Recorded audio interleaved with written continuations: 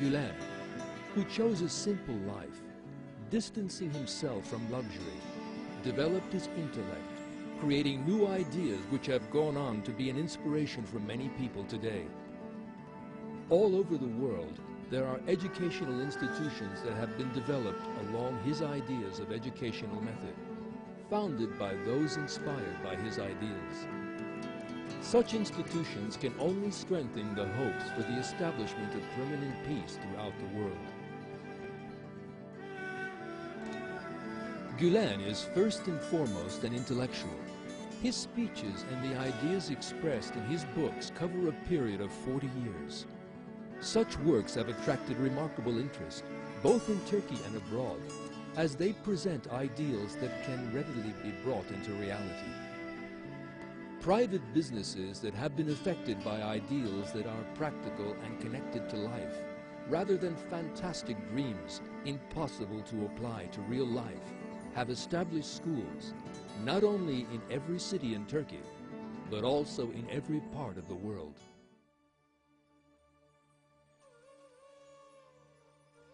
Today, we can see the graduates of these institutions coming from different regions of the world, having grown up in different cultures, yet still having an astounding concordance and unity, working in a leadership of wisdom and science in these schools throughout the world.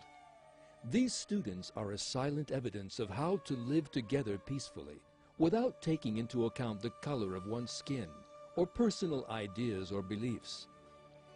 The idea around which the children of different nations gather is the concept of dialogue and tolerance. This is the theme with which Fethullah Gülen has given much importance over the years. The ideal of dialogue and tolerance strikes those people who visit the schools, wherever in the world they may be.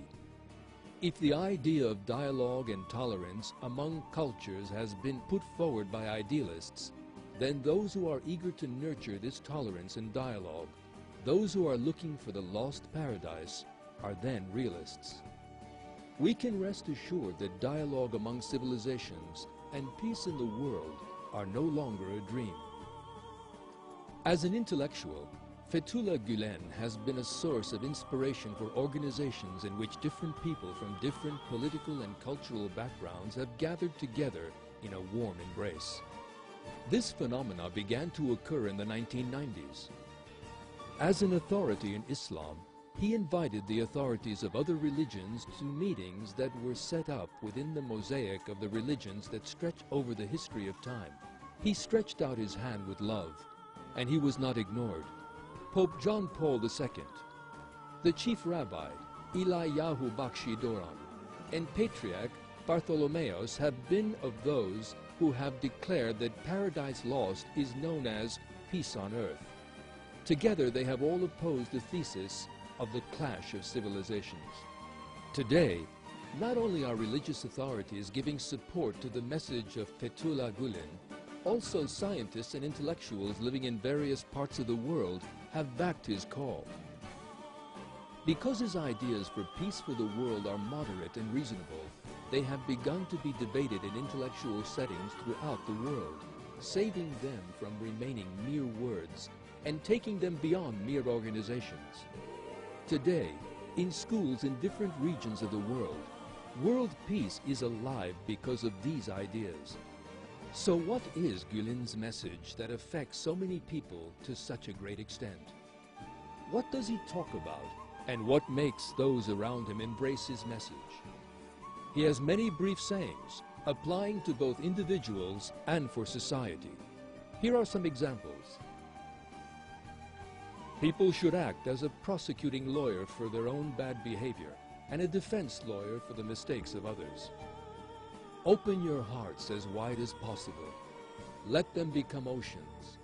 Love humanity and renew with faith. Become closer to every heart. Do not permit any heart to be gloomy or distant. Treating love with love and enmity with enmity is the most distinguishing characteristic of a heart that is overflowing with faith. Hating everyone means that Satan has grasped one's heart. Love humanity. Admire humanity.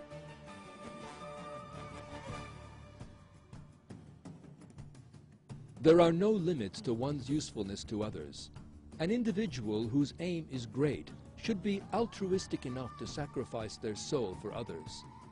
However, virtue depends on one's being intimate, generous, pure of intention, and removed from racial and national fanaticism.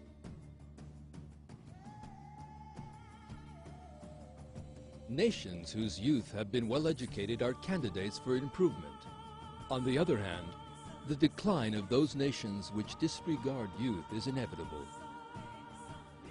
Those who attempt to heal the world should first heal themselves. Indeed, it is not until they have purified their inner world from hatred, jealousy, and shame that they can become model for others.